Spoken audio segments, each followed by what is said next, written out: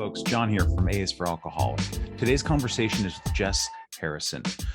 We talked about defending our childhood alcoholic homes.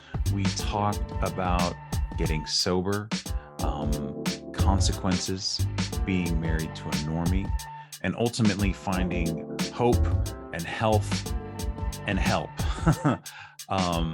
in sobriety. It was great to speak with her. So without further ado, here is my conversation with Jess Harrison. Jess, thank you for this. Thank you for your time and willingness to come on and share. Happy to be. Yeah, it's I think it's not always easy, and it seems it sometimes seems uncomfortable, even though, and I don't know how you feel about it, but every time that I am asked to share, I'm always like, okay, what am I going to talk about this time? What direction do I want it to be in? And do I not want to forget that thing? And then by the end of it, I'm like, I forgot that one important thing that I spent all week thinking about. But hopefully we can just kind of have a nice, smooth conversation. You know, in defense, I purposely didn't prepare. So Okay. I do what my sponsor says, and I pray to my higher power right before and just share whatever message I'm meant to share. But I've in the past had the share before the share. I've had the share during the share, and then I've had the conversation with myself of why didn't you share that during your share? So I didn't want to actually do that this time. So I'm just gonna let it go how it goes. Well, awesome. Well, I have, I found you on Instagram, or you found me. I don't know which way it went, but and I always appreciate people who post stuff about like working out at the gym and stuff like that. I know that's probably obnoxious to most people, and that's fine. I understand why that is too. But I know that for me, it was always it was something that I put off for a long time in sobriety. And again, that's fine. If that's not where you're at, Right. then, but that's one of the reasons why I like following your stories and stuff like that, is I go, okay. Because a lot of times I like to sort of sit around and lament my fate and feel sorry for myself. And I'm like, well, okay, well, this person can do it. It can be done. Right. So I always appreciate that about you. Thank you. But I want to start with going as far back as we can of what your memories are like around alcohol as a child, or as soon as it started. Yeah, so I am a child of an alcoholic. As long as I can vividly remember my childhood, I was an only child for the first 16 years of my life. So my main childhood years, it was just me, my mom. My parents had separated when I was about 10.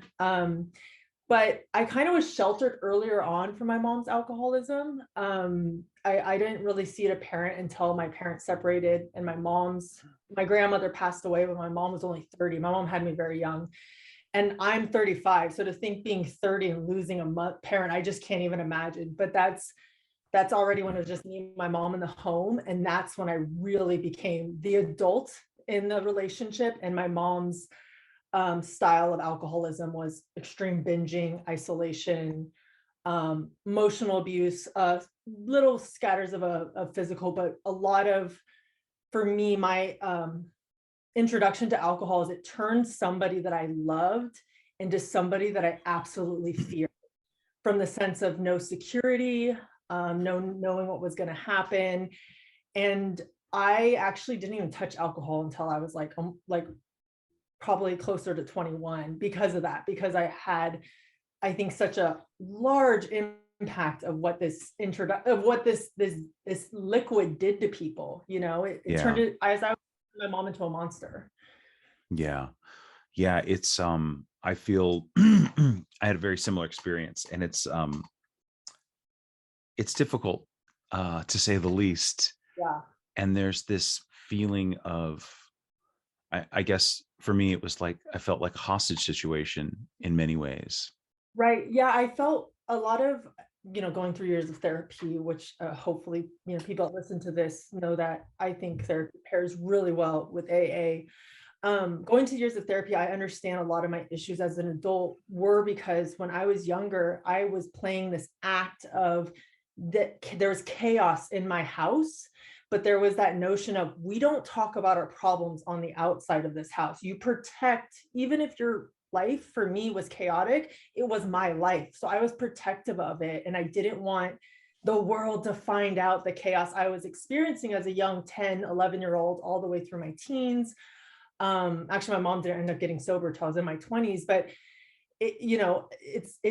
yeah, you're hostage to it because you're almost like playing this act, like it talks about in the big book, like we're always constantly playing an act. And sadly, I was doing that at a very young age.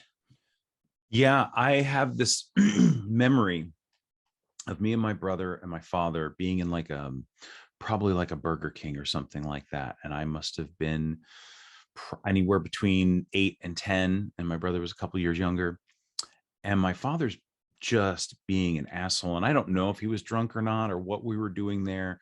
I don't remember, because there was so much abuse. Like this was just another in a long series of abuse. And the thing that struck me though is as he's leaving, he gets up and he leaves to go to the car or whatever. And there's a woman sitting at the booth next to us. And she just looks at me and my brother and goes, it's going to be okay. You're going to be all right. Yeah. And I was so angry at this woman. Like, how dare you? You don't know anything. This is my life. And it was sort of that feeling of like, you don't get to say anything.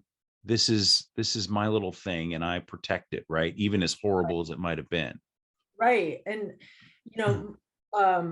I think my mom, being so young, when I at least experienced alcoholism very forward, it definitely happened earlier. My dad probably protected me from a lot of it. My aunt also protected me from a lot, or shielded me. I don't want to say protected, but shielded. But my mom would go on these binges and she would like disappear on a Friday night. Like she would go to work and go to after parties, and I would be at home never knowing when my mom was going to get home. And I like tell that story to non-alcoholic people and they're like, that is horrid. Like a little 11-year-old at home, not knowing when their mom's coming home. Like, and to me, it was my every other weekend or every weekend. But it was like, yeah, it's like that inner battle of like, well, don't judge it. Like my mom's a good person. Right. But then it's also like, like that was kind of fucked up in the sense of like, that whole sense of my world was so broken, and I was doing my best at a very young age trying to keep it together, and that included trying to hold our image as a family together. My mom as an individual, I have great pride in. She's an amazing human being, has done a lot for herself. She's very successful, but I hate the alcoholic mom of her. I can literally, and I've had to learn through therapy, it's okay to say that I hate my alcoholic mom, that person. But it's whew, I can almost feel that anger you were feeling in that Burger King. Like, how dare you impose on my chaos and pass judgment, Right. You don't know. Everything's fine. Right. And this is just how we are. Yeah. And just that feeling of knowing you have to trust this person that you cannot trust for your survival as a kid. Right. And that sense of insecurity, my husband's a normie. And again, he knows most of my life. We've been together a long time, but even still, like, I feel like flashbacks, I don't know about with you, but like flashbacks of my childhood come back to me as I've gotten more sober and more in my program. And I think working more therapy, things come to me where I'll like share a memory and it'll be like, just the look of, I almost feel like he looks at me like helpless, like how, like the poor little you inside. And it's like, at the end of the day, I think we all have a pretty rocky path that we all had to walk, whether it's through addiction or the experience of addiction. But yeah, I still get that kind of sense of, don't judge me. Don't you question that chaos. Like I can sit here and question it, but not anybody else. It's weird. Right. It's like so protective of that child. And you dealt with this your entire childhood through high school and yeah. Yeah, I got pretty bad in high school. Like, it was kind of the norm. My friends would come over. My mom would be passed out on the bottom of the stairs, um, Hmm. on the floor, or she'd be in bed completely. As I got in my teens, I think that's when I was rebelling. So I'd kind of use it to my advantage. Sneak money from her wallet, go out all night. I still wasn't into drinking. Not really much into, I wasn't really into partying, but I was into like staying out with friends. But when I was younger, I just remember I'd be in her room, like watching her breathing, because it would be so scary, or like hearing her, like kind of like, I don't know if it was apnea, or like catching her breath weird when she'd be passed out, Yeah. freaking out. But as I got older in my teens, it was more like, I mean, to be blunt, like, well, fuck you, like I'm leaving, because I felt like I could. That was like the sense of power I was taking back. But at Yeah. the end of the day, yeah, I mean, I still lost that sense of security and stability, and never felt like I gained it back. Yeah. I used to steal money from my father too. Like, I'll And you with this $20 bill. yeah, well, it was a $20 bill, whatever. And I grew up in Las Vegas, and at the time there wasn't as much development as there is now. And there were huge swaths of desert that oftentimes we would have to walk through to get to school, or what I used to walk to school all the time through the desert. And so I would always tell him I found a $20 bill on my walk to school this morning, because I had to somehow account for the things that I would purchase with this money that I had found. Yeah, And I learned also how much I could get away with before it was too much, like just enough. I'm sure that's how our manipulation skills started as good Sure. alcoholics. Like, right, we hone in on that at a very Hmm. back. And even though I wasn't drinking, my behaviors were very alcoholic from a young age. I mean, just the codependency in general. And then it was a weird dance between me and my mom. It was like she knew I was taking money, but it's like, I'm sure when she was done with her binge and she'd go on bouts of like weeks of like not drinking. And she was almost like, well, if I don't talk about it or I don't address it, it didn't happen. And we're just not. So it was like this weird little, like, but there's also a part of me that probably thinks I was like doing it, seeing how far I could go, seeing how much I Sure. could control of the chaotic situation, feeling Sure. empowered me, like, oh, I have now, I'm able to do what I want, get what I want. But, like I said, reflecting back through working a program in therapy, I'm like, gosh, all this developed a lot of this, just a sense of abandonment, sense of fear of like, of no identity, constantly just, I hated weekends when I was younger, because I never knew what to expect. I never liked going in on a Friday knowing what, all the way through my teens, until I actually probably moved out. Yeah. I really knew what kind of like, what life was going to throw me that weekend. Yeah. Yeah. I have, again, it's reminds me of a lot growing up too. So did you leave right after high school when you finally had a chance to? So my mom had me at 18. My parents were young. Fast forward, they split when I was 10ish, 10, 11. My mom meets my now stepdad years later. They get married, whatever, and they have my youngest brother. So we're 20 years apart, me and my youngest brother. And my mom, that's when my mom actually got sober, obviously, had to be sober, pregnant.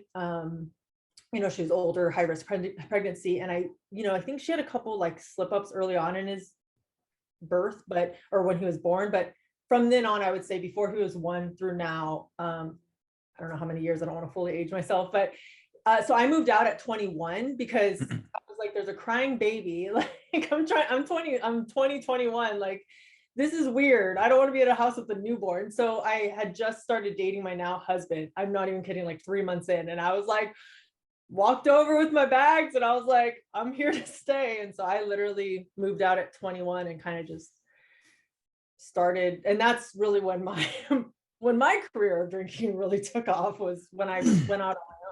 Yeah. So with all of the knowledge of what alcohol and alcoholism can do and had done to your mother and your family and you, by proxy, is there any thought, or are you just like, fuck it, I'm gonna have some fun? So when I was a lot younger, or I shouldn't say a lot, when I was in my teens, one thing I really vividly remember is telling myself, because my mom used to get this look in her eye when she was super drunk. And like I said, it would literally enrage me. And she would look at me with rage too, because I was her reminder of what she was doing wrong. And I remember I thought to myself, I am never going to drink and do this to another human being in my life. Like, there's no way I'm going to do this to a child, let alone somebody I care for, blah, blah, blah. So when I dabbled, like I said, I went to parties at 19, maybe had a couple of drinks, maybe played with some drugs or whatever, but nothing was ever like I had an issue or was like out to party. And I remember when I was like 20, 21 and was able to go out more, I was more like, I had that sense of like, I'm not going to be that person. So I'm different because I don't think that way. I've been through it. That whole idea that because we are victims of it, we are protected from it. And it's such a fucked up idea that we have. But it's true. I had that. I wanted so badly to be normal. I didn't want the scars of my childhood to impact my adulthood. I don't know. We don't have control over that, right? No, no, we don't. I mean, no, I'm trying to think of something good to say, but no, we don't have control over that. They definitely do affect our adulthood. And it's not even until we're able to come to some reckoning with ourselves that we can try to piece together something resembling a normal life, right? Right. Or Yeah. a happy life or a content life. Or stable. Like, I'll settle for Stable. stable, right? Like, I'll settle for, and I drank, what's funny is because I moved out at 21, my husband's 8 years older than me. So I think when we reflect back of my early 20s, a lot of the red flags of like severe alcoholism, like creeping in, I think Mhm. used for a typical, like our society, oh, you're just 21, you're out on your own, it's your first time.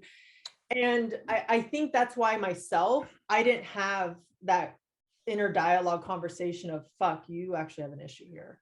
Like, and I think that's why my delayed reality came later. Not only just denial plays a huge part in it, of course, but I think also because I was 21 and, it's kind of a hard, you're navigating I wanted to just finally be normal and find my own identity. I spent so much of my adulthood being what I thought other people needed me to be to portray this image of a stable home. Yeah. Yeah, we're so quick to make excuses for drinking, Yeah. even just in general as a society, not just ourselves, but Right. oh, they're young, they'll grow out of it, or they're just being kids. And, maybe that's probably a better time to intervene than waiting until the police are involved, or somebody is really hurt, or someone's future is harmed because of something that they've done and consequences they had to endure, Right. you know. Let's like until somebody's done digging their own bottom, it'd be nice sometimes to, but then I think that's also the hard part is, you surround yourself a lot of times with like-minded people, and you surround yourself Mhm. a lot of times with like pattern people. And what I was with a lot of young people that were drinking excessively. So I was kind of, I think, able to mask it a little bit. And I don't feel like my decline was right away. I think I had a very nice, slow and steady decline, and then a nice crash and burn before I got sober. Mhm. Did you so you said your husband's a normie, Yeah. and so I'm curious about during those early years when you were drinking, did his drinking match yours? So we started dating when I was 21. He's 8 years older, so he was 29. And I think, it was fun. I was out on my own for the first time, moved out, and he's a lot bigger than me. And I was almost like trying to keep up with him and trying to, Hmm. again, show my own. But it was always like let's party hard on the weekends. But then he would always, like, by Sunday, he's like, well, I'm hungover, so I'm gonna milk the hangover so I don't feel hungover on Monday. And I'm like, who's gonna feel a hangover? Let's continue drinking, like a good alcoholic. I'm like, who wants to feel that? Do it. Hmm. It's 9 o'clock on a Sunday. And so again, there was like, he was probably drinking, I would say, like I don't want to say typical person, because I don't think it's all, any of it is healthy behaviors of just excessive drinking, but typical, like good during the week, Fridays, Saturdays would be party, and then he'd get his act together Sunday, and Monday would be the Right. my behaviors were kind of like, as he said, I have not had many hangovers in my life, because as a good alcoholic, I just drank when I got up. Like, I was like, I'm not feeling that. That's horrible. So, but I will say towards the end of my drinking career, when it got really bad before I got sober, and I don't want to like hop around too much, but we can get there at some point. But he was using, taking me out to drink to let me escape, because he had escaped me. I was turning into like a monster, if you will. And it's like how he coped was like, let me get her. She will be enraged until I get her to a bar to get her. Yeah. Were there, aside from the, the relationship issues like that, did you come in contact with any consequences, legal or otherwise, in your time? Yes. Early on, and there's many times I drove super intoxicated and did not get caught by the cops, and did not hurt anyone, which I am just so grateful for, thinking of how intoxicated I was. I did early on get like a wet reckless. It wasn't even a full DUI. I was like 0.009. And I had no record, and they like dropped it to a wet reckless.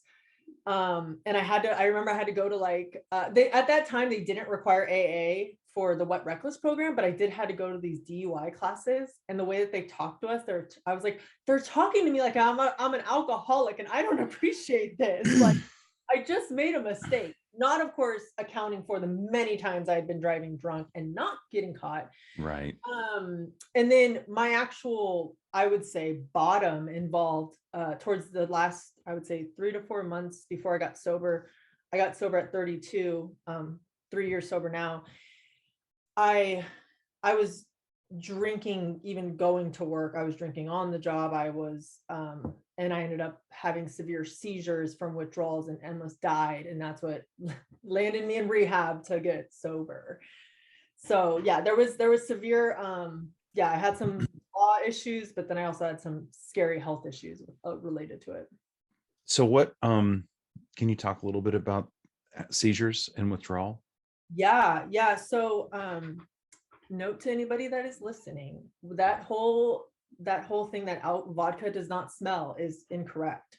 So I would drink vodka for work, because I'd be drinking. It was so crazy, John. Like, literally my drinking career was like a very steady binge drinker on the weekends, passing asleep early on parties, like just the typical, like very slow decline. And then all of a sudden it's like my body switched from, you're kind of really out of control, to, we actually need this to function, and we will do whatever it takes. And I got to the point where I was making a fool of myself in public. So I would just drink at home. I wouldn't go out to any functions. My husband wanted nothing to do with me.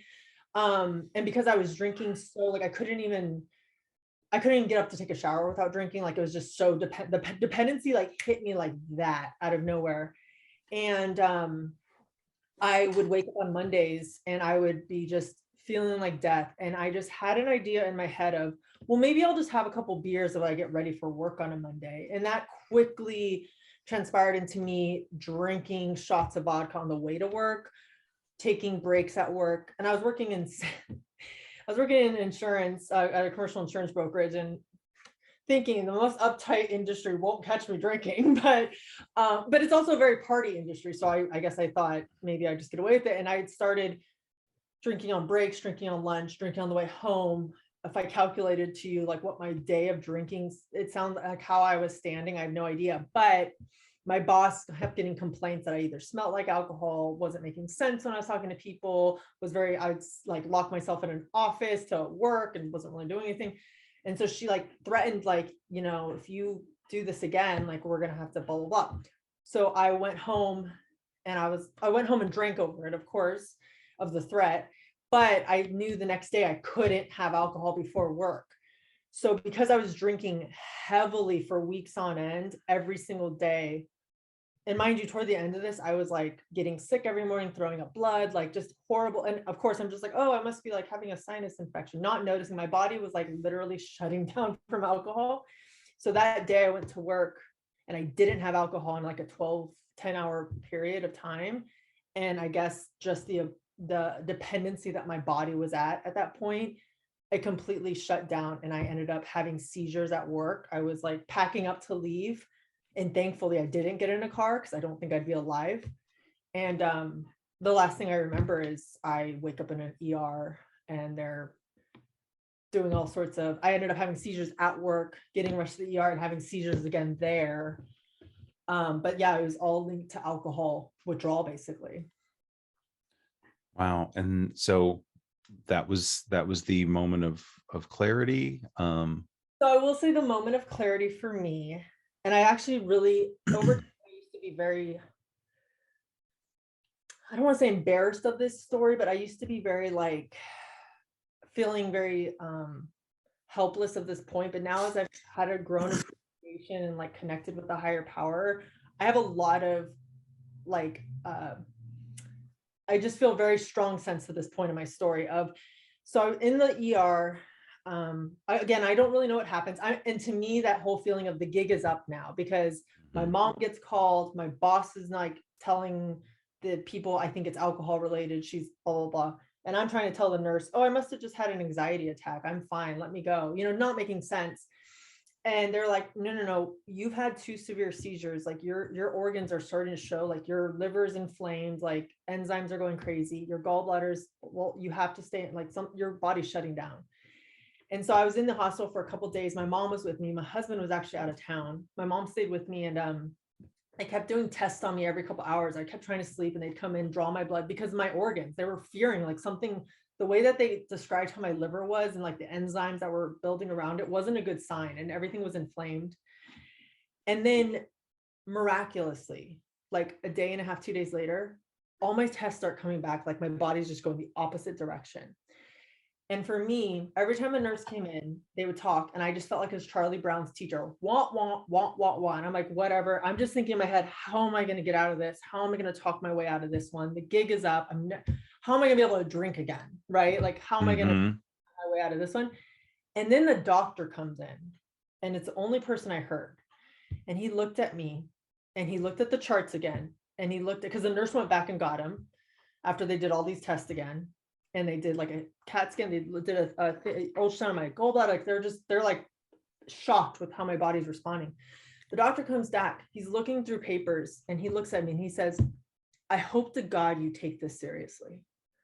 Because he was just like, I have no idea how your body's bouncing back like this, but it is. And then to me, at that point in my drinking career, I know I was just an empty shell of a human being. I was depressed. I was basically killing myself without the courage. I use that loosely because I don't want to kill myself, but thinking without the courage to actually pull the plug. And I was thinking, if this guy who doesn't know me from patient X to patient Y believes in something that he hopes that I actually get better, I should believe in something and hope that I actually can get better. And that's when I now believe that was a power greater than myself intervening and doing what I could not do for myself. They stopped the alcohol. I couldn't stop, John. Like towards the end, the amount of alcohol I was drinking on a daily basis, it literally gives me chills when I think I was functioning that way.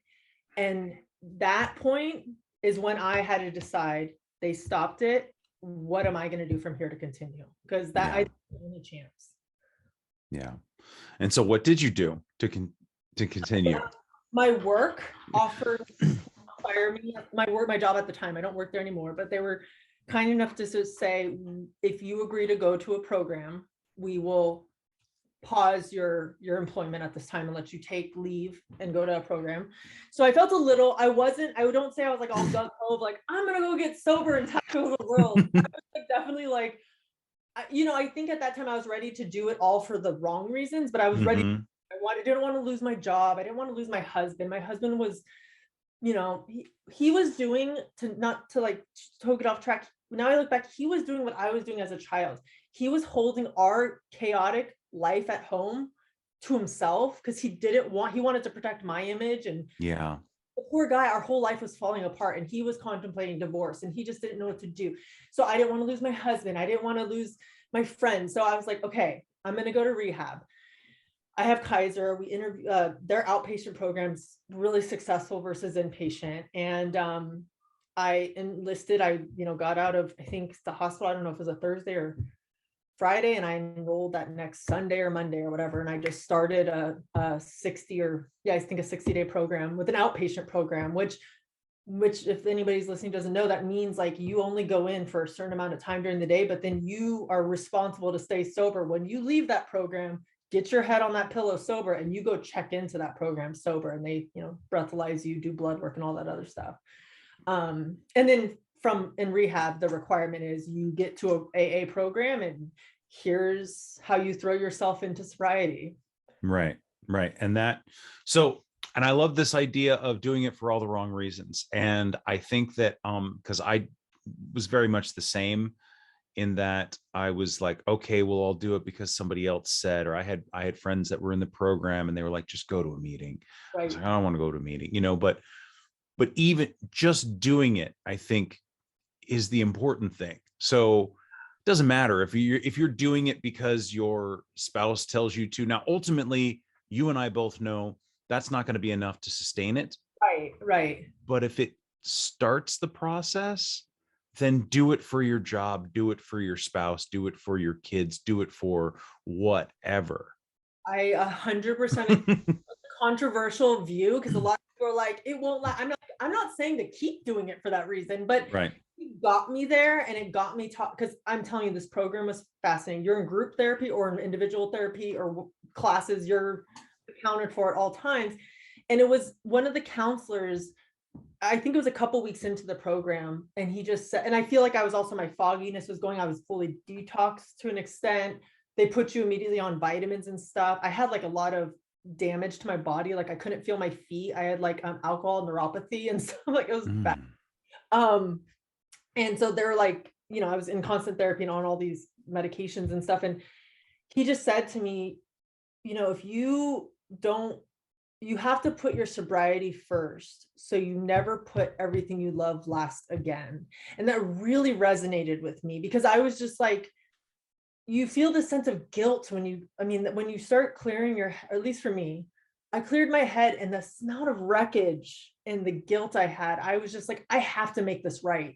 Like I wanted to jump to step 9 with my amends. I wanted to go be a spot. Like I wanted to go do everything to make it all right. And, luckily I got a sponsor really quickly too. And she said the same thing. Like you have to work on realizing you're worth this more than everybody else is also worth it. Like I was worth having a good life and getting my life together. Mm-hmm. Not just my husband was worth having a good wife. My work was worth having a good employee. My friends were worth having, I was worth being a sober person. And that I think is really hard after all the wreckage to really come to terms with. Yeah. It's really hard for somebody who, when you spend your entire childhood around it and dealing with the wreckage, and then you repeat those things when the parent isn't there. You sort of supplant the behavior of the parent. At least I did. And so in a lot of ways, I was still allowing my father to abuse me, even though he had long since passed through my own behavior. Right. So that's a head trip and a half to try and, figure out how to fix. Or like address to look at. Yes. So I think what was good is, like I said, they were like, we expect you in a couple of weeks, like you need to get a sponsor. You need to check off meetings. And I have the most amazing sponsor in the sense that I am a very good manipulator. Hey, I learned from the best at a young age. I crafted my talent, and I be one throughout my drinking career. And she's somebody that calls me on my bullshit, but also brings it back to me. Like, it's so easy for us to spin, especially when you're trying to work on yourself and all these things that are done to you. And just realize, how do I fix me in the situation? So I think with that, partnered with therapy and so forth, yeah, that whole addressing, and I had a hard time realizing I became what I promised myself I wouldn't. But I'm curious if you had this too. I remember way before my seizures, I would say maybe 6 months before I even started drinking at work, but like before the honeymoon stage of my alcoholism, I remember driving in my car and I kept saying to myself, don't go to the liquor store after work. Don't go to the liquor store after work. And of course, I'm pulling into the driveway of the liquor store after work. And then I remember I always liked shooters because I can like drink them and toss them. And I remember driving home and I literally said to myself, Jess, you don't got this anymore. Like I had a real clear moment that I did not have control. But I continued, obviously, because you're in denial. But I'm always wondering if people have those clear moments. Like, not that we listen to them, but Right. I don't know that I remember a specific one, but more so it was a regular conversation of this is not working, but we're going to go ahead and do this anyway. Hey, John, like another bottle and another 6-pack. yeah. And we're going to do this again tonight. And the conversation would even start first thing in the morning after the first couple of beers before going to work and dealing with the hangover, and like, okay, we just got to get through maybe 7-8 hours of this shit and then we can get back to it. I worked at a bar, so sometimes it got to the point where I was drinking at work and learning how to do that without getting caught. Yeah. And it's very easy when you work behind a bar, right? Because you're surrounded by it, right? But there was definitely near the very end those moments of this is worse than it's ever been, and I can't help myself, and I don't know what to do, for sure. It's a beyond helpless feeling. Like because I mean, it's true. Like my whole life was a dumpster fire, and I was just like, well, I wonder what the issue is. I don't know why I can't get my life together, or I can't like get my head straight. I mean, I was trying anxiety medication. I was trying, must be my diet. It must be, it's blaring at me. But I remember that clear conversation. And I also remember multiple fights when I was coherent, and my husband would just be like, you're an alcoholic, just like your mother. And that was the worst fighting words to me, because I was going to prove you wrong. I'm not like her. And it's almost like you said, like I was almost letting her, it was like she was fighting with me against that. And I was like more enraged. I was becoming such an angry alcoholic. Like, so That's our own resentments, fighting against us, still defending the chaos of our childhood to our spouses and to anybody else who will listen. This is the hill I'm gonna die on. Right. I'm not gonna like. But yeah, how many years sober do you have now? I have 3. My sobriety date, and I, God willing, never lose it, is 8/8/18, and it's such a cool date. So I'm like, I can't lose that. So yeah, I had 3 years in August. So going, I guess I'm almost at the 3.5-year mark. But yeah, congratulations. And thank you. I still feel very much a baby in sobriety, but I mean, yeah, I'm got 6.5, and I don't feel like I feel like I'm rarely doing it right, or there's something always missing, or I didn't go to enough meetings, or I haven't been to one in a while. Yeah, and there's the whole pandemic thing, and it's changed a lot of stuff. And although that's no excuse, because I could pop onto a Zoom meeting, but that's part of, I think, why I do this with folks, is because it's super helpful for me as much as I think it is for everybody else. So I mean, there's a little bit of self-serving in this, I think, but I think there's a little bit of self-serving. We say like we gotta do good and help others and stuff. We would be lying as humans, as long as our intent is to help somebody. I don't think it's wrong to feel. It also makes us feel good, right. Like, and we're self-serving people. We're addicts. Yeah. I was writing about it this morning, and the thought that came to me, when I think about why I do this and why I like to do this, and is I think the conversations, they help me remind me of who I am and where I need to be, who I need to be, and where I need to be. And I go, oh, okay, that's right. This is the important stuff. All the other stuff can go away. All the other stuff that you are complaining about, all the other stuff that seems to trouble you, all of the, the injuries, the debt you have accrued, the whatever, the relationships you wish were different, like that's all stuff that you will take care of. But this is where it starts, right? Definitely. This is where it needs to start. Right. So your husband's a normie and you don't drink anymore. And I'm always curious about this this particular relationship with folks. Now, again, does his drinking sort of match yours now? No, Or no, no, thank God. I don't, I personally don't think I'd be able to be sober with my like-minded drinking as my other half or partner.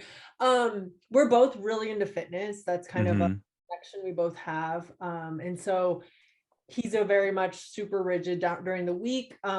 We don't keep alcohol in the house in like our fridge, or that's just, this is my safe zone. I do have to feel Right. expensive. We do have, I should say, a wine collection. I never touched it when I drank. It's hidden in our garage somewhere. So that, because it's like stuff he's gotten over the years, but it's not, he doesn't contribute to it anymore. He doesn't, if he ever gets gifts of alcohol, I never hear about it. It's probably hidden somewhere. And again, we kind of just, but it took 3 years in, we're still figuring it out, right? Like we're Yeah. approaching holiday party season. It's still a weird dance of figuring. It's a very fine line, because I think, some days I feel really strong and some days I feel I have total sense of FOMO. And some days so we try to check in daily. Like if he wants to have a drink on a Friday night with dinner, he will go have a drink or bring home a beer or something, but we don't like stock our fridge. Right. People are allowed to come with alcohol. I ask that they leave with it. But yeah, I think it was also hard we've been together 14 almost 14 years, 5 years married, and he was my drinking partner, he was my party partner. So that was just a really getting sober was great for me mentally and physically, but it was really hard on our marriage because we had to build a whole new dynamic. Yeah. Yeah. All the routines, all the rituals, all the daily, weekly, nightly things that you become accustomed to with another person are gone. Well, and it's also even how you communicate, how you fight, all this stuff is fueled by alcohol. And like when I first got sober, my first year of sobriety was great, except for my marriage. It was the hardest year of my marriage. And luckily we've worked through it. We're in a great place, but again, it took work. But my sponsor did not let me work on it until a year of sobriety, because she's like, that's not your business right now. Your business is to stay sober. You can deal with your marriage later. Right. And that was something we both had to learn, of like, I have to table everything and like focus on sobriety. But yeah, it's like I turned my whole world upside down, but I turned his whole world upside down too. And for somebody that's a normie that doesn't have a program to go to be like, you might start feeling X, Y, and Z, and talk to us about this. And we have other examples. Like, he's just like, what the fuck just happened to my world? And yeah, it's definitely an interesting dynamic. And how soon after sobriety did fitness become an important part of your life? So you and A is for Alcoholic and your old co-star or Yeah.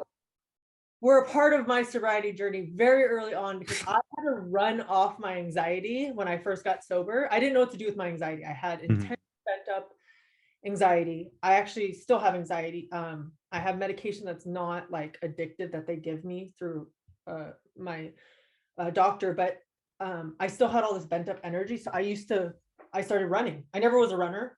And I would run listening to your podcast, and that's how I fell in love with you guys. But that running quickly turned into, okay, I'm like running miles and miles a day. Like, it kind of became meditation for me. And then I started wanting to find a way to channel every negative heaviness that I would take on with just life. Not just, I'm sure being an alcoholic is difficult, but life is also hard on them married together makes it even extra hard. And so I got into weight training and bodybuilding and like strength training probably about a year and a half into sobriety. Mhm. Been super solid in that, and that has really been my time to connect and center with myself and like really process emotion and process discomfort.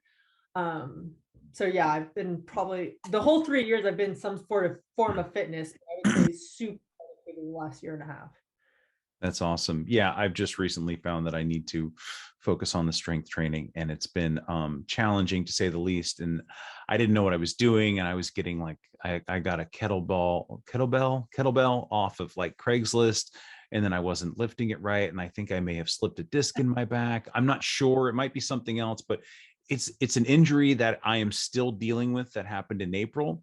Yeah. And so it's been very difficult, right? And that, like, I just thought I could just run all of my problems away, and if I just kept running, like, the running would just lead to more running, and all it did was, I did lose a bunch of weight, and then the pandemic, and I gained some back.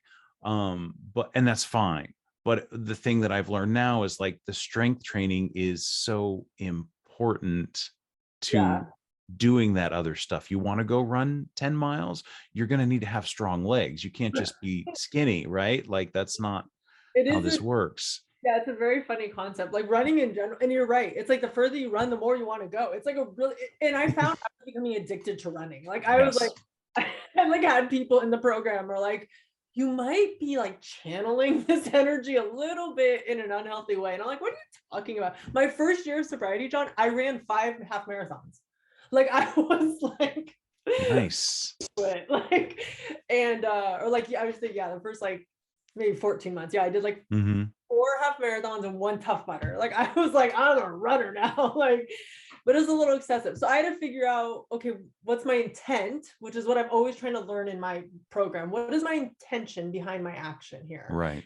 Running because I don't want to face something, or am I running because I am dealing with something that's really stressful and I need to just have time to myself. You know what I mean? Like I had to really change my relationship with fitness. Yeah. I feel like lifting heavy things, or in my case, currently when I'm doing push-ups. Yeah. Um, it's different than running in that I have to face what's in front of me. I have to face the floor. I have to face the muscles I'm using. I have to face the heavy thing, and I have to find a way to create the strength to pull it up and over my body, or whatever the case may be, right? Yeah. It's different in that way. Now, running has its own special amount of endurance and intention and focus and, will, mind power, or whatever. But there's something about having to, if I'm going to go do 90 push-ups, like, I have to be there to do them all, every Yeah. single one. Yeah, and that actually brings up a good point, because I think also I like strength training so much is especially because I do lift like really heavy. I'm a very structured program. I work 6 days a week, but I have to like follow a good balanced diet to match that strength. Like I have to, like, my whole like life has to be in sync if I want to accomplish that Right. strong aspect. And it's like, oh, I have to actually apply myself. All my actions have to be accounted for in a positive way. I Right. can't say, oh, I'm pissed off today, so I'm going to go squat 160 pounds and I haven't been eating properly, or if I haven't been sleeping, I'm going to collapse and hurt myself. Or in your case, try to swing a kettlebell and lose my disc in my back. Like, it is, those are dangerous. I'm not a fan of, the swinging thing does get to me, and I put Yeah. most stuff in the gym, but the kettlebell, it is intimidating. So, I mean, and I'll sort it out eventually. I'm not too broken up about it, but like, it's been very demoralizing, right? Yeah. Because I thought what I was doing was right, and it was completely wrong. Right. And again, what I have learned, and what I've already learned, is that it's important to ask for help Yes. Yes. It's in such a all things. Oh, yes. It's like, they keep reminding us of this. And I think it's also okay to just say, I can't today. You know, Hmm. it's like such a weird concept, but I personally, I have a very full plate, I go to school full time, I work full time, I work out a lot, like all this stuff.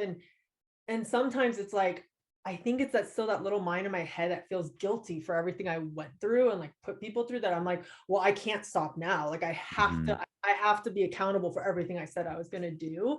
And sometimes the best thing to do is just pause and just say, Yeah. right now. Yeah. Yeah. Yeah. It's important. And I've learned that too. I think that one of the things that the fitness and, the backsliding that I've done, because I have definitely,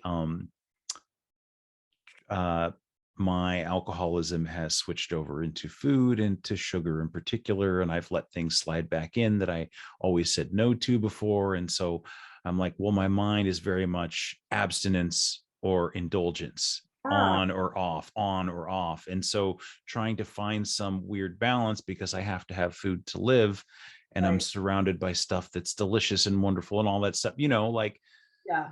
it's different. And so I can't use the same tactics exactly that Yeah. I could with alcohol, where I'm like, I'm just done and I don't eat that. Yeah. And so trying to find that fine line, or, and I don't know, I did a lot of calorie restriction and it worked, but there were several days that I can remember where I was either starving myself or I would get up from a chair and I would feel dizzy because I hadn't eaten. And, Yeah. like that didn't feel right either, No. even It's though I was 20 pounds lighter. right. You're like, oh, well, the output is great, but like what I'm doing to get there. I mean, we're so extreme, like it's like we're just like all or nothing. We're in our, I mean, I always say an alcoholic is such a dedicated person. Like we're gonna Yes. we are gonna drink. You are gonna be damn well sure. So you get us sober, and we're like, well, we're gonna lose weight. I don't care if that's I'm like shaving it off my body with a blade. Like I'm Hmm. weight. It's like we have this such extreme dedication. Yeah.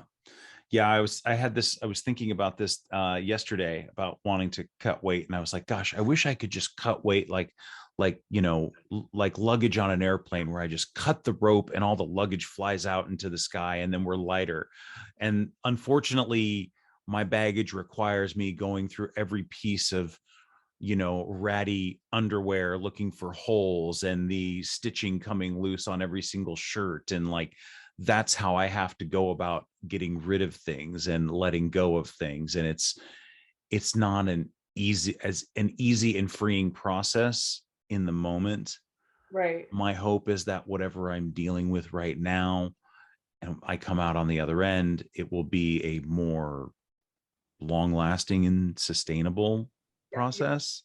Sustainability. Again, there's that word, right? Sustainability, what we really need. And, and also just the balance, I think, of finding grace to give yourself that time, right? Yeah. Like, I think we're very much right now instant gratification as Yeah. society, as alcoholics, and combine those two, it's like fire. And yeah, it's really just balancing of like what makes me feel good again for the right reasons and not just to avoid dealing with something else.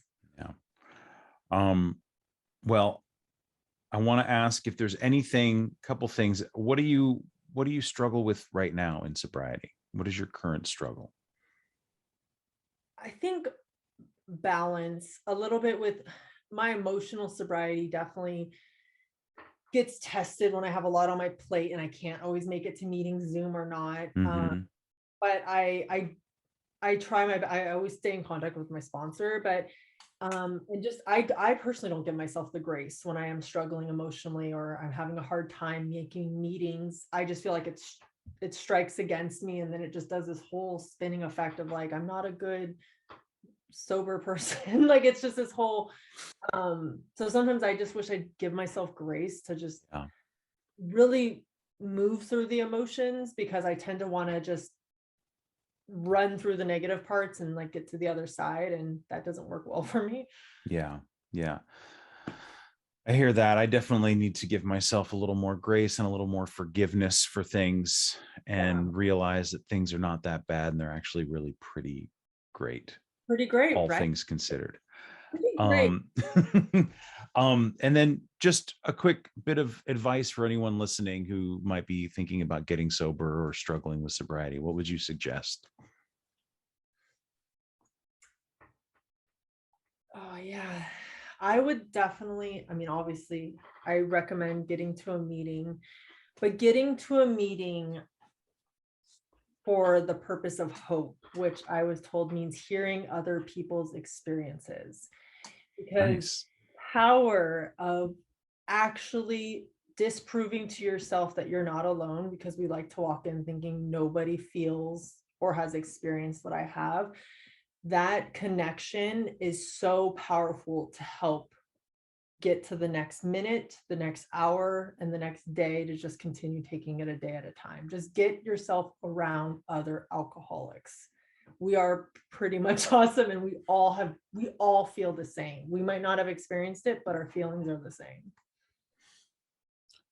Amen. I think that's a great place to end it, Jess. Thank you so much. This was awesome. It was really great to talk to you. I'm so glad we got to like virtually and verbally meet. And yes. Just shout out to you guys. You guys hold your podcast and the message you keep carrying holds such a special place in my heart. And I know it means it touches other people, because I was recommended your podcast from another alcoholic. So it's definitely passing on the message. Well, thank you so much. Awesome. Thanks again for listening.